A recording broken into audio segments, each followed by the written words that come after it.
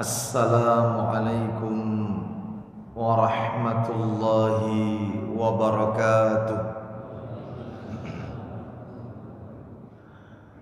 Alhamdulillah alladzi bi ni'matihi tatimmus salihah wa ashhadu an la ilaha illallah wahdahu la syarika lah wa ashhadu anna Muhammadan abduhu wa rasuluh.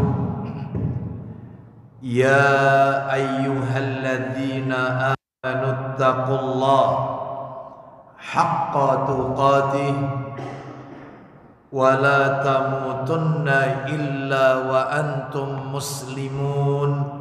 Amma ba'du, fa inna asdaqal hadisi kitabullah wa khairal hadi hadi Muhammadin sallallahu alaihi wasallam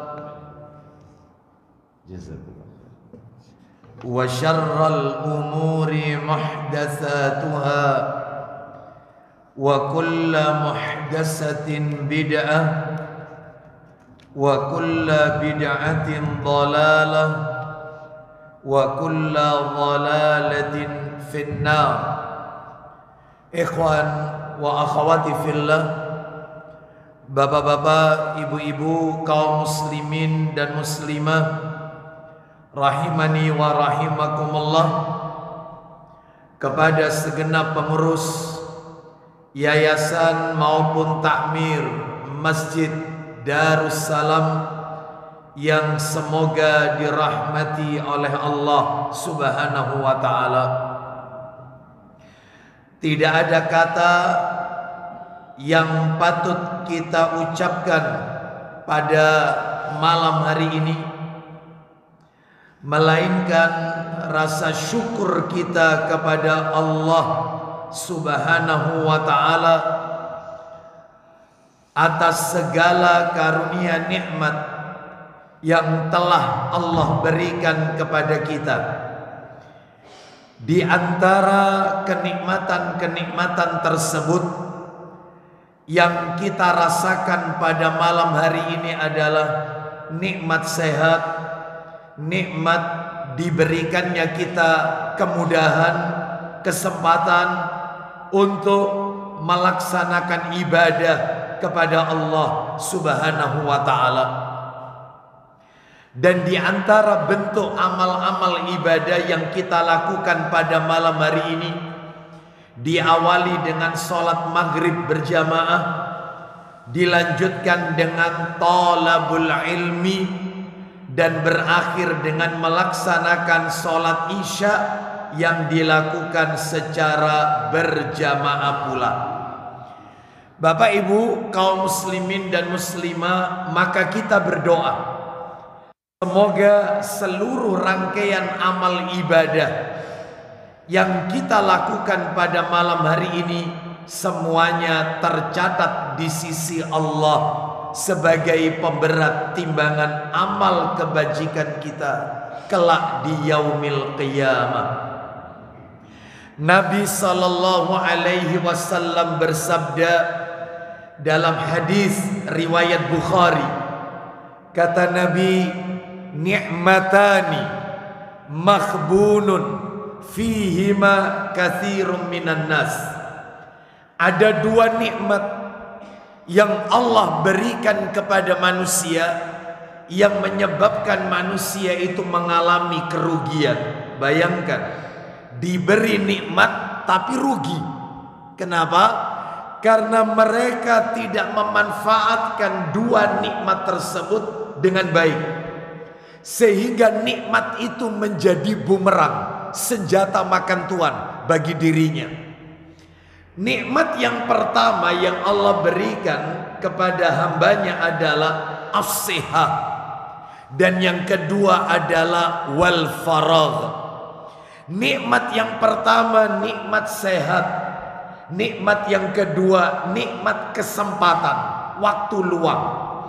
Bapak Ibu sekalian, mohon maaf, Betapa banyak orang-orang di luar sana yang diberikan oleh Allah nikmat sehat, tetapi dia tidak diberikan nikmat oleh Allah untuk beribadah kepada Allah Subhanahu wa taala.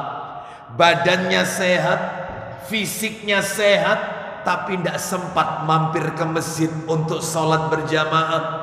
Sudah tidak ada waktu lagi untuk duduk sejenak mendengarkan ayat-ayat Allah, sabda-sabda Nabi sallallahu alaihi wasallam, yaitu thalabul ilmi.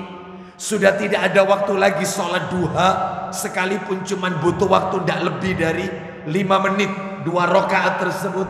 Sudah tidak ada waktu lagi baca Al-Quran. Hidupnya habis full time untuk bekerja, untuk duniawi.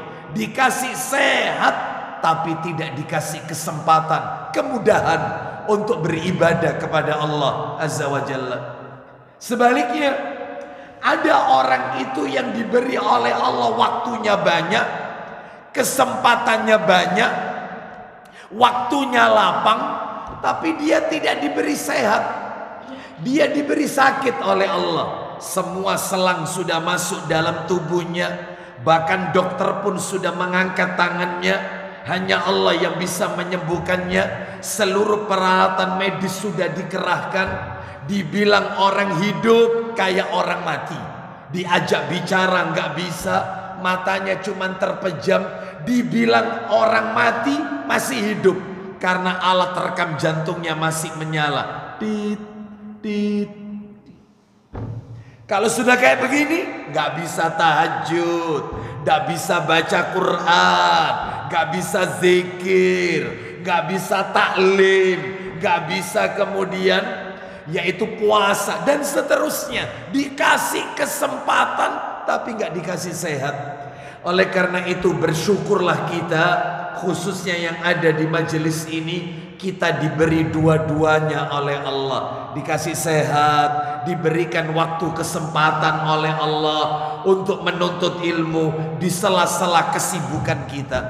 Mudah-mudahan Allah senantiasa melimpahkan nikmat-nikmatnya kepada kita, dan kita dijadikan hamba yang pandai bersyukur kepada Allah Subhanahu wa ta'ala. Bapak Ibu kaum muslimin dan muslimah, jamaah majelis taklim Masjid Darussalam Wisma Tropodo, rahimani wa rahimakumullah. Malam hari ini kita akan lanjutkan pembahasan kita. Kita masih membahas kitab atau buku yang ditulis oleh Ustadz kita bersama, yaitu Ustadz Yazid bin Abdul Qadir Jawas, hafidhahullah ta'ala. Buku yang berjudul yang beliau tulis adalah Syarah Rukun Islam, penjelasan tentang rukun Islam. Dan kita masih berada pada rukun Islam yang pertama, yaitu 2 kalimat syahadat. Itu pun kita masih pada pembahasan syahadat yang pertama, asyhadu alla ilaha illallah. Masih di situ, kita belum menyentuh wa asyhadu anna Muhammadar Rasulullah. Menurut catatan saya terakhir bulan yang lalu, kita masih membahas tentang keutamaan, makna, rukun dan syarat kalimat la ilaha illallah. Untuk keutamaan kalimat la ilaha illallah sudah saya sampaikan. Untuk makna kalimat la ilaha illallah itu pun juga sudah saya sampaikan terakhir bulan yang lalu.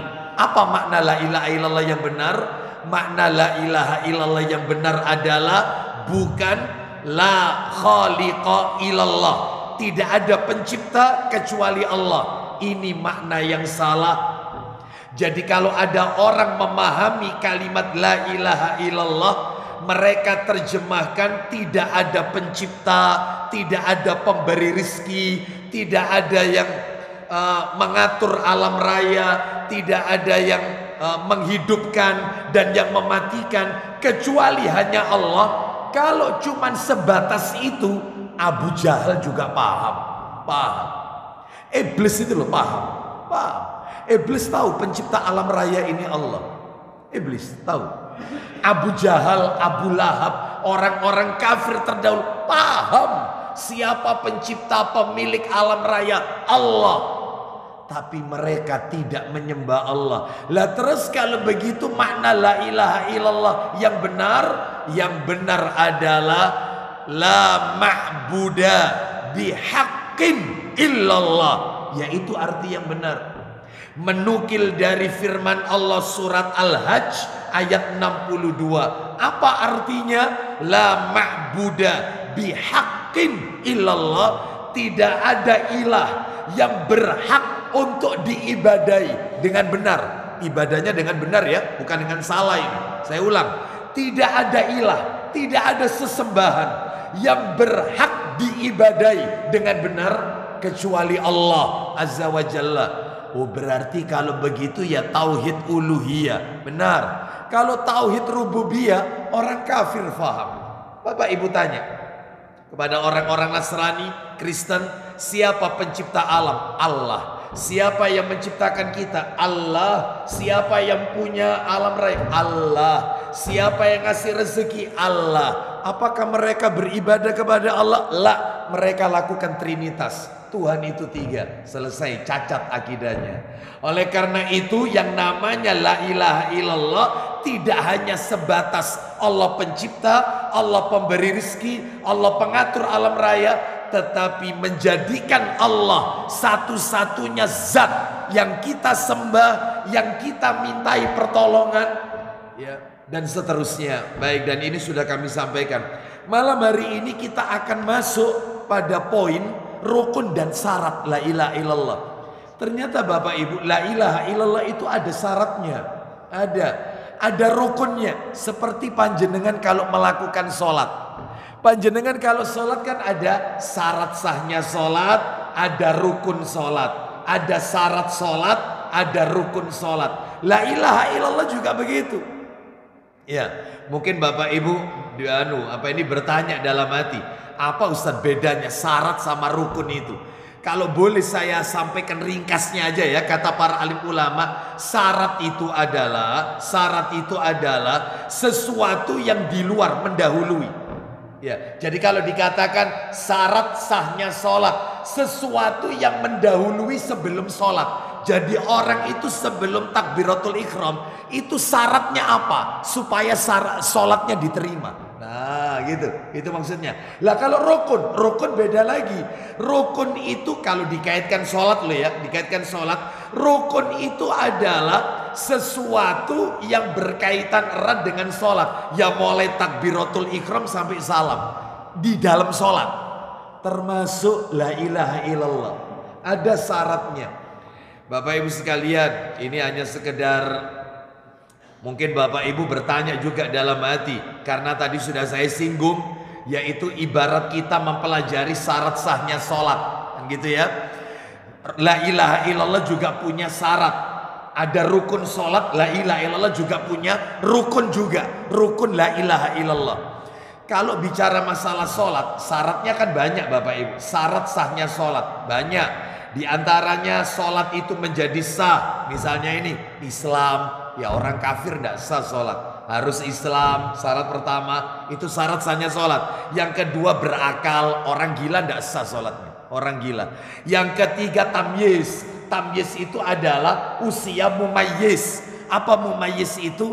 Anak yang sudah berumur kurang lebih 7-8 tahun. Meskipun belum balik. Tetapi dia sudah tamyiz atau mumayyiz. Nah itu ya, meskipun makanya anak umur 8 tahun bisa jadi imam, boleh. Meskipun belum khitan, belum disunat, boleh jadi imam.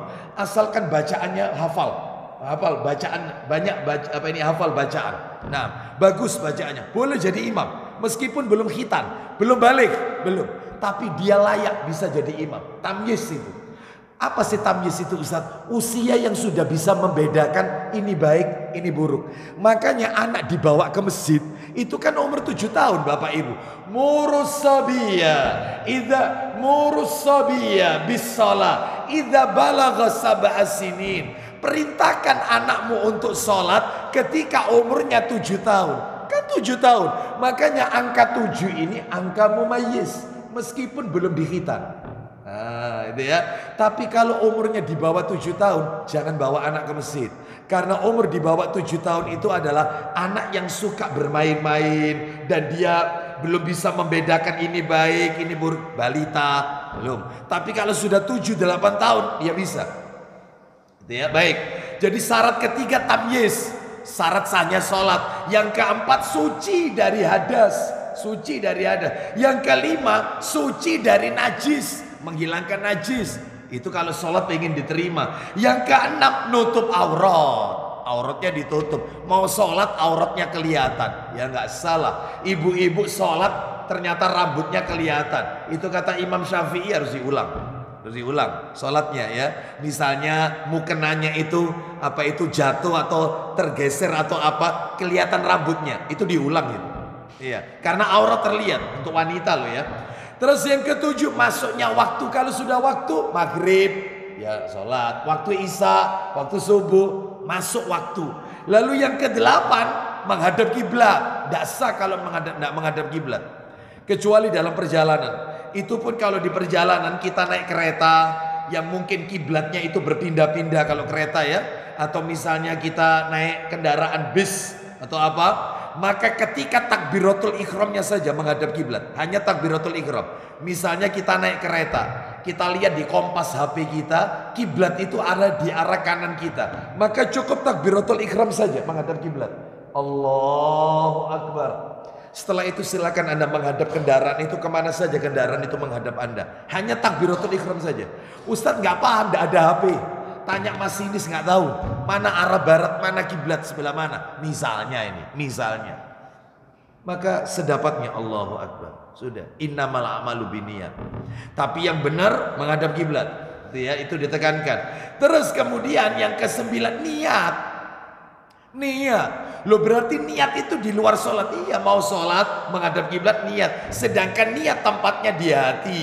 Tidak ada lafaz-lafaz khusus untuk membaca niat. Kita menghadap kiblat, bahkan belum menghadap kiblat, kita wudhu, Allah sudah tahu orang ini mau ngapain. Ya'lamu ma baina aydihim wa ma khalfahum. Allah mengetahui apa yang ada di depan dan apa yang ada di belakang manusia. Lah itu syarat. Lah kalau rukun banyak. Itu kalau masalah sholat loh ya, rukun. Rukun itu artinya di dalam sholat banyak. Contohnya rukun sholat. Rukun sholat itu ada 16 Bapak Ibu. Rukun sholat itu mulai berdiri. Sholat harus berdiri. Nah kalau sholat sambil duduk boleh kalau terkondisikan. Kalau dia tidak terkondisikan, misalnya nggak sakit, dia nekat sambil duduk, maka nggak sah. Sholat fardu loh ya. Sholat fardu ini maksud saya. Saya nggak bicara sholat sunnah ini. Sholat fardu wajib berdiri. Wajib. Kecuali sakit, maka boleh sambil duduk. Bahkan ketika kita duduk, sholat sambil duduk, sakit ini. Duduk, kita merasa kalau berdiri kuat kok. Kuat saya kalau berdiri. Tapi dia tetap melanjutkan dengan duduk. Nasa. Selesai. Tetap berdiri. Sholat itu harus berdiri. 5 waktu loh ya. Subuh, zuhur, asar, maghrib bisa berdiri. Kecuali sholat sunnah. Tahiyatul masjid, sholat duha, tahajud, witir. Meskipun Anda sehat, ambil kursi, duduk. Kenapa? Malas berdiri. Gak apa-apa. Boleh. Tapi pahalanya separuh. Katanya Rasul, separuh. Kalau sholatnya sambil berbaring, separuh dari duduk. Separuh. Itu sholat sunnah. Tapi kalau sholat fardu, wajib berdiri Bapak Ibu. Iya, kita awalnya tiduran tempat tidur. Dia merasa di rakaat pertama, saya kalau sambil duduk bisa kok, bisa. Ngapain saya berbaring? Duduk. Ketika di tengah-tengah duduk, ini masih dalam sholat. Dia merasa kalau berdiri bisa, ya berdiri. Ketika mau rokok saja duduk. Ketika baca Fatihah dia berdiri. Nah seperti itu, nggak boleh terus-menerus duduk. Kalau dia mampu loh ya, mampu. Kalau tidak mampu ya terus duduk aja nggak apa-apa. Karena tanda kutip terkondisikan. Wajib berdiri. Yang kedua takbiratul ihram. Allahu akbar, takbiratul. Orang nggak takbiratul ihram nggak sah sholatnya. Itu rukun sholat nomor 2, takbiratul ihram. Yang ketiga baca Al-Fatihah setiap rakaat. Itu rukun itu, Fatihah. Yang nomor 4 dan nomor 5 rukuk dan tumak nina. Rukuk nomor 4, 5 tumak nina. Tenang, tidak tergesa-gesa, tidak kesusu. Itu tumak nina. Itu rukun itu. Jadi kalau ada orang rukuk, Allahu Akbar, sami Allah, nggak sah. Nggak sah. Rukuk, tenang, rukuk. Terus yang ke-6, 7 i'tidal setelah rukuk dan tumak nina. Sami Allahu liman hamidah. Rabbana walakal hamdu. Boleh ditambah bacaan yang lain, mil'us samawati, atau ditambah hamdan katsiran thayyiban mubarakan fi. Allahu akbar, sujud. Jadi perpindahan antar rakaat, antar gerakan itu disebutkan dalam hadis seperti satu tarikan nafas, ada jeda. Jadi tidak langsung, ada jeda. Rukuk juga gitu. Subhana rabbiyal azimi, subhana rabbiyal azimi, subhana rabbiyal azimi. Atau bacaan yang lain ya. Subhanakallahumma wa bihamdika Allahumma gfirli. Sami Allahu liman hamidah. Ada jeda, tidak langsung. Itu namanya tumak nina. Itu namanya. Terus yang berikutnya nomor 8 dan 9 sujud dan tumak nina. Harus tenang, nggak boleh tergesa-gesa, nggak boleh seperti ayam yang mematuk makanan. 10 dan 11 duduk di antara 2 sujud dan tumak nina. Terus ini sabda Nabi ini. Hadisnya riwayat Bukhari. Nabi katakan sujud dan tumak nina, duduk di antara 2 sujud dan tumak nina. Terus Nabi katakan tumak nina, tumak nina, tumak nina. Hadisnya begitu Bapak Ibu. Rukun ini tumak nina ini, tenang, jangan tergesa-gesa.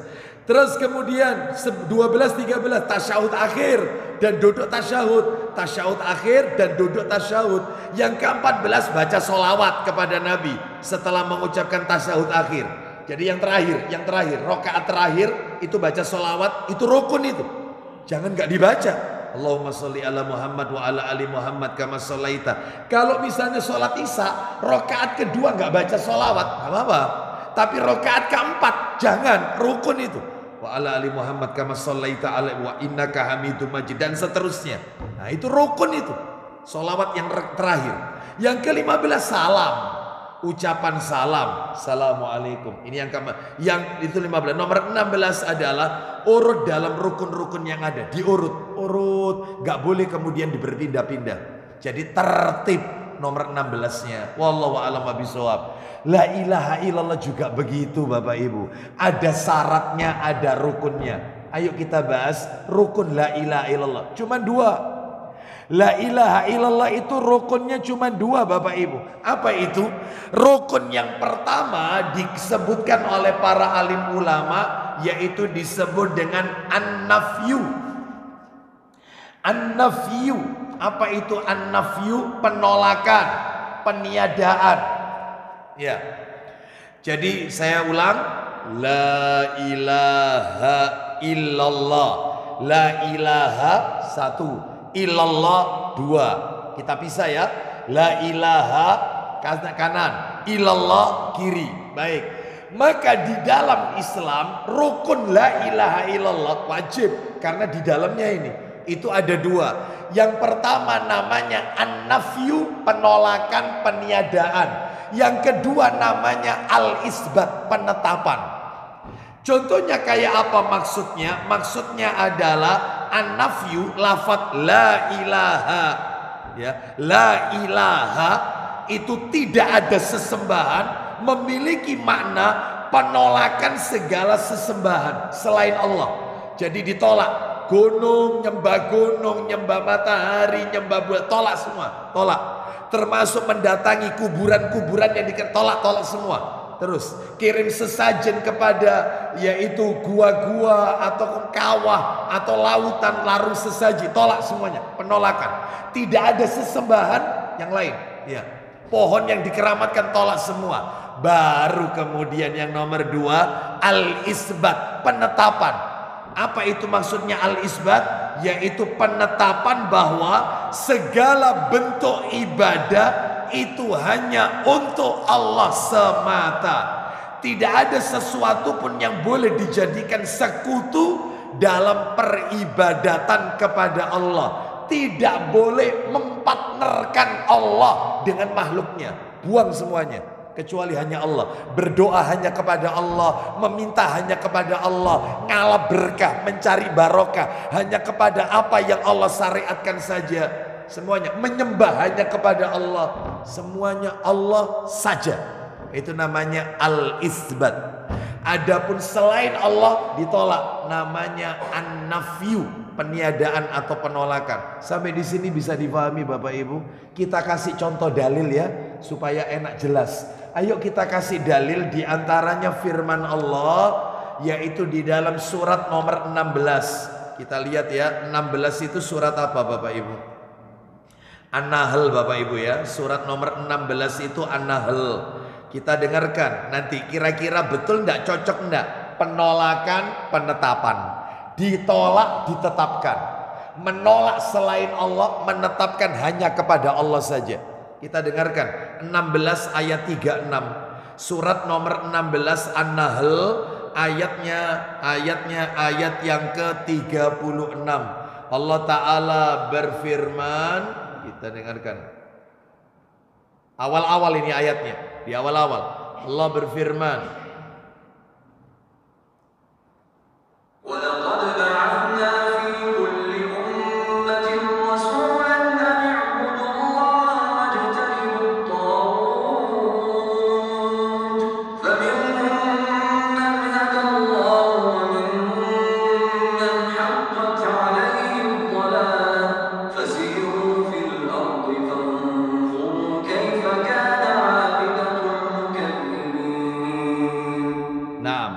ada yang ketemu sudah? Coba dibaca, Pak Budi, silakan.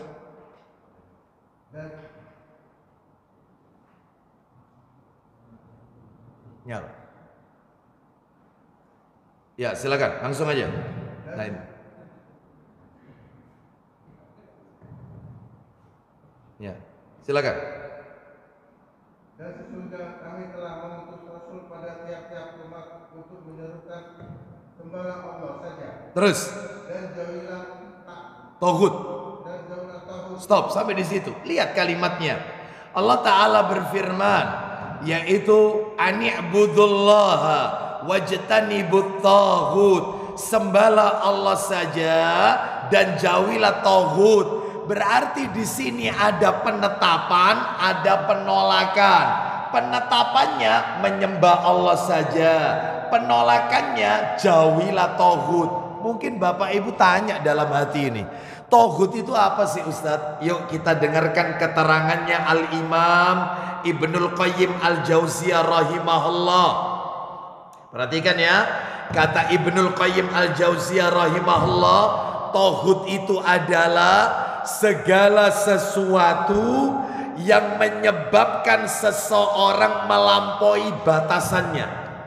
Saya ulang, segala sesuatu yang menyebabkan seseorang itu melampaui batasannya, baik sesuatu itu diibadahi, entah sesuatu itu diikuti, entah sesuatu itu ditaati, yaitu namanya taghut. Entah diibadahi, entah diikuti, entah ditaati. Yes. Pokoknya apa jariyai wis pokoknya. Ya. Loh Pak, ini anu loh Pak, sabda Rasul ini Pak. Ini Pak, loh Pak dilarang. Loh tahu saya tahu. Itu sabda Rasulullah. Iya, tapi jariyai ku kamu kalah Rasul sama kiai kalah udah. Taghut berarti sesuatu melampaui batas ini, kuburan, mengkultuskan kuburan, bahkan sampai pada tingkat yaitu meyakini keyakinan kuburan orang soleh tersebut bisa mendatangkan manfaat dan menolak mudarat. Itu taghut. Sesuatu yang diibadahi, yang berlebihan melampaui batas, diikuti atau ditaati. Lah ternyata ulama merinci, isinya taghut itu 5. Jadi ada 5 dedengkot, semuanya ini disebut taghut. 5 ini tauhid. Yang pertama Bapak Ibu sekalian, iblis. Iblis termasuk tauhid. Iblis yang pertama. Jadi siapa saja yang mengikuti langkah-langkah iblis, menjadikan iblis sebagai panutannya, naudzubillah, maka ini iblis ini tauhid, ya. Dan tidak sedikit manusia yang terkena jebakan daripada iblis, laknatullah alaih. Tadi pagi sudah saya sampaikan pada saat kajian di Puri Indah Sidoarjo, yaitu nama-nama orang penduduk neraka. Kan ada 30 orang.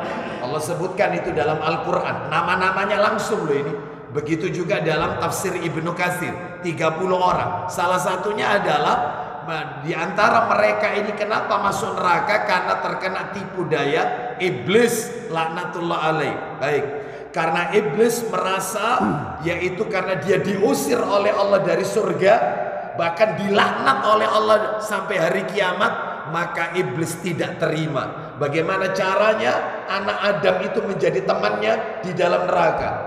Bahkan di dalam surat An-Nisa ayat 118 jelas iblis minta jatah kepada Allah. Aku akan mengambil jatahku. Itu surat An-Nisa 118. Mengambil bagian jatahku yang sudah engkau tentukan untuk aku, wahai Allah. Itu ada itu An-Nisa 118. Dan ternyata disebutkan dalam tafsir Ibnu Katsir, yang menjadi jatahnya iblis, menemani iblis dalam neraka setiap 1000 orang anak Adam. Saya ulang, setiap 1000 orang anak Adam yang akan menemani iblis, jatahnya iblis masuk neraka bersama iblis 999 orang. Satu yang selamat masuk surga. Itu jatahnya iblis. Dia minta sama Allah, aku minta bagian yang akan menemani aku ke neraka. Itu surat An-Nisa 118. Dia minta jatah. Disebutkan di dalam tafsir Ibnu Katsir, setiap anak keturunan Adam 999 orang masuk neraka bersama iblis, yang 1 orang masuk surga. Mudah-mudahan kita termasuk orang-orang yang diselamatkan tersebut. Amin. Ya. Kita lanjutkan Bapak Ibu sekalian. Nah, iblis yang pertama. Yang kedua, siapa saja yang dijadikan sesembahan dan dia ridho, orang itu ridho, dijadikan sesembahan. Nah, Bapak Ibu sekalian, jadi mengkultuskan seseorang, misalnya bersalaman saja harus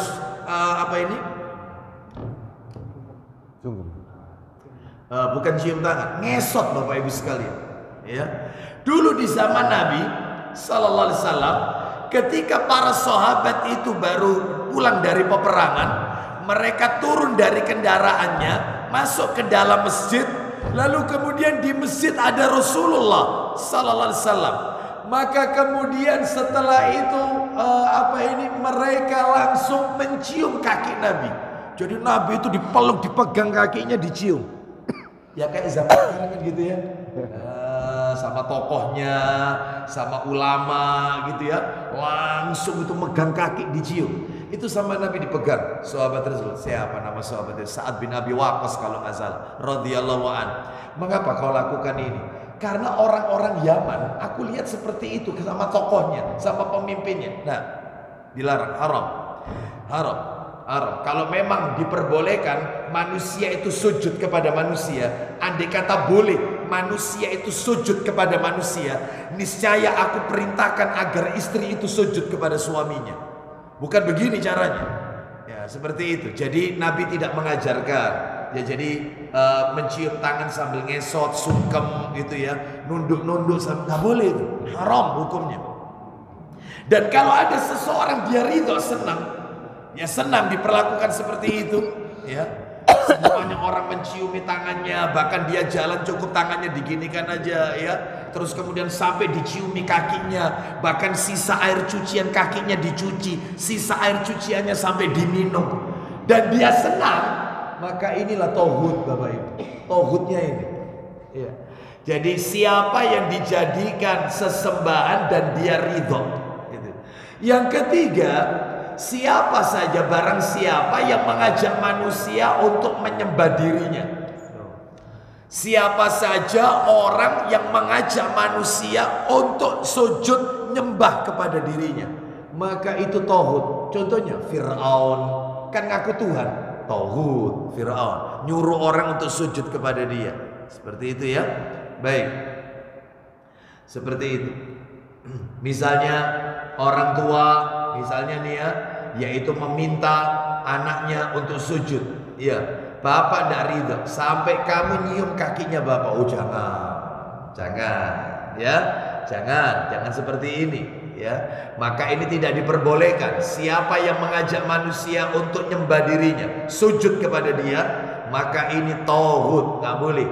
Terus kemudian sok tahu ilmu gaib nomor 4, dedengkot yang keempat yang masuk kategori tauhid. Sok tahu masalah ilmu gaib. Siapa? Dukun, paranormal, ya.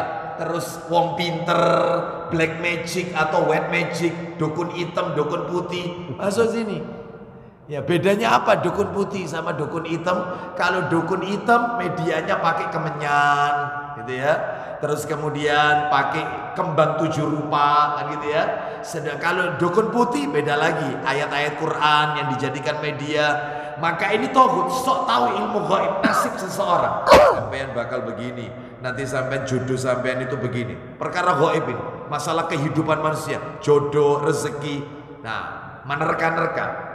Ini termasuk apa ini, ada seorang ustadz yang mencoba menerka-nerka kapan kiamat itu datang. Nah, itu ya, kiamat itu nanti kurang 56 tahun lagi.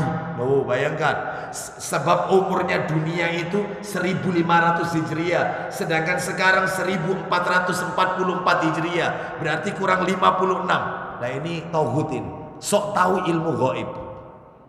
Yang kelima adalah orang yang berhukum dengan hukum selain Allah. Orang yang berhukum dengan hukum selain Allah Azza wa Jalla.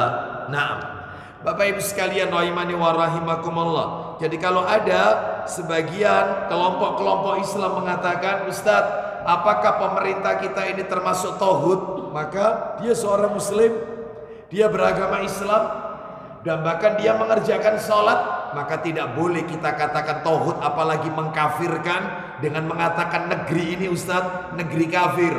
Karena apa? Karena undang-undangnya bukan undang-undang Allah, ya, sehingga mereka dengan seenaknya melakukan, yaitu melakukan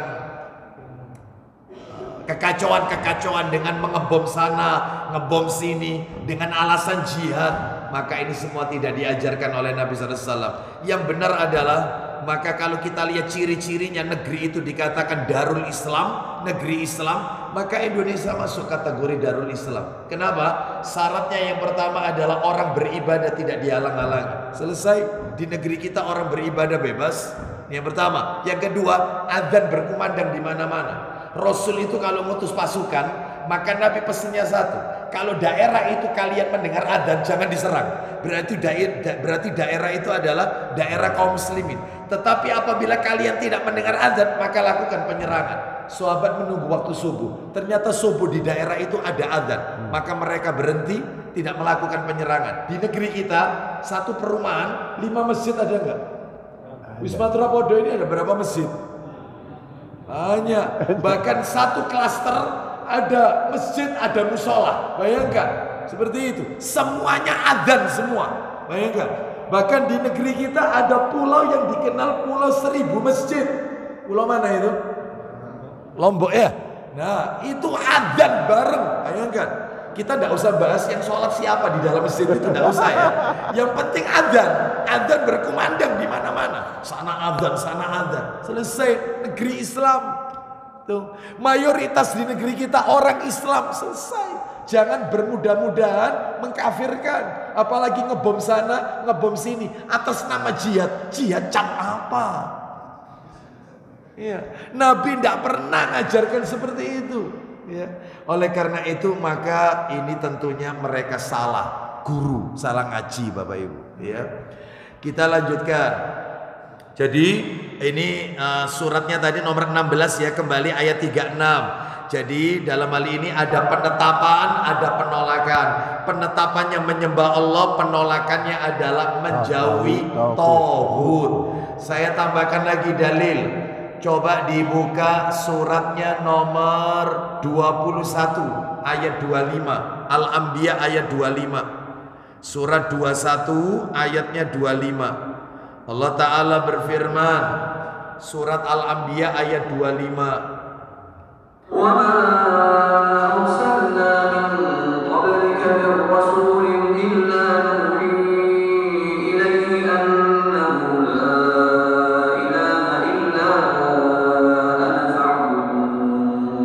Silakan. Dan kami tidak mengutus seorang rasul pun sebelum kamu, melainkan kami wahyukan kepadanya bahwasanya tidak ada ilah yang hak melainkan aku. Baik, perhatikan baik-baik.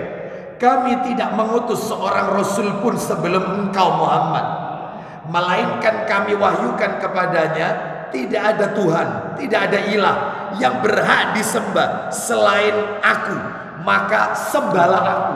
Oh, jelas ini. Semua zat yang diibadahi selain Allah kita tolak. Yang kita tetapkan hanya kepada Allah saja. Jadi ada penolakan, ada penetapan. Nah, itu ya. Baik. Saya yakin Bapak Ibu di sini sudah mulai jelas. Bahkan disebutkan di dalam hadis riwayat Muslim. Saya bacakan aja. Sebentar lagi kita dengarkan adzan Isya. Kita lanjut sedikit aja ini. Sahih Muslim nomornya 23 Bapak Ibu. Nomor asli ya. Sahih Muslim nomor 23, nomor asli. Nah ini perhatikan. Yaitu dari Abu Malik, dari bapaknya. Dia berkata bahwasanya Rasulullah sallallahu alaihi wasallam bersabda, "Man qala la ilaha illallah wa kafara bima yu'badu min dunillahi haruma maluhu wa damuhu wa hisabuhu 'ala Allah." Jelas sekali ini. Kita dengarkan ini. Barang siapa, kata Rasulullah ini, barang siapa yang mengucapkan la ilaha illallah, tidak ada ilah yang berhak diibadahi dengan benar kecuali Allah, lalu dia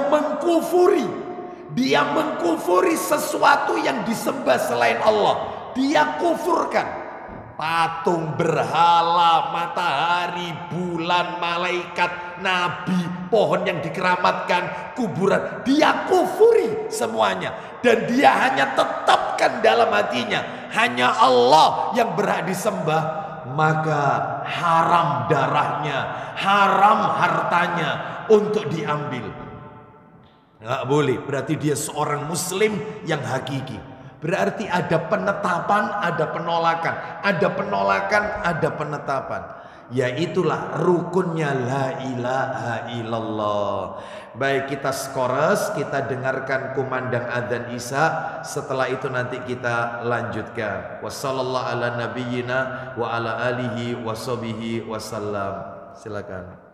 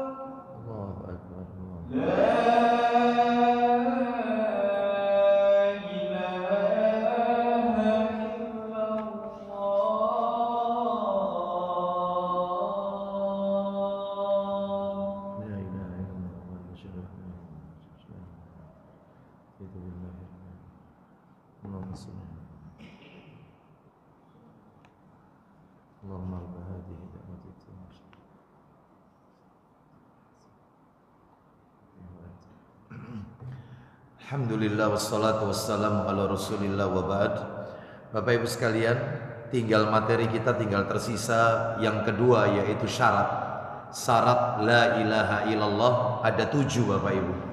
Karena materi ini agak panjang, karena dalil-dalilnya juga banyak, syarat-syarat kalimat la ilaha illallah ada 7. Insya Allah kami akan ada 8 ya, ada 8 syaratnya. Insya Allah akan kami sampaikan pada kesempatan yang akan datang, insya Allah di bulan depan, tepatnya di Selasa yang kelima Bapak Ibu ya, Selasa kelima bulan depan, karena Selasa keempat saya uzur ya, insya Allah Selasa kelima saya baru bisa. Baik, sambil menanti iqomah, barangkali di antara jamaah ada yang mau bertanya dari apa yang singkat kami sampaikan tadi. Tafadhol.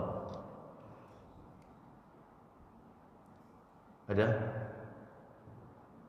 Tidak ada?